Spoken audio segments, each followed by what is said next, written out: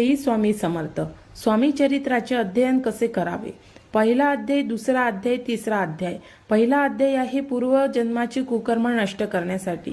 दुसरा अध्याय आहे वर्तमानात सद्बुद्धी आणि चांगले कर्म घडवण्यासाठी. तिसरा अध्याय आहे भविष्य उज्ज्वल करण्यासाठी. तसेच श्री स्वामी समर्थ मंत्र 11 माळ कशासाठी?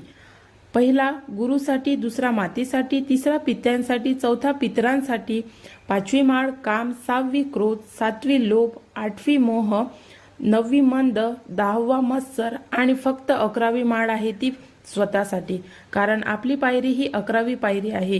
गुरुपासून अनुक्रमे प्रत्येक माळ त्याच्या चरणी अर्पण करीत जावी लागते. षड्रिपू आपल्या आध्यात्मिक मार्गामध्ये बाधा आणण्याचे काम करीत असते. कुणी सेवेमध्ये जवळचा मार्ग काढत असतात म्हणून काम होत नाही. म्हणजे पहिल्या पायरीवरून एकदम 11वी पायरी गाठण्याचा प्रयत्न करत असेल तर आपण तोंडावर पडू. म्हणून 11 माळी जप करावा लागतो.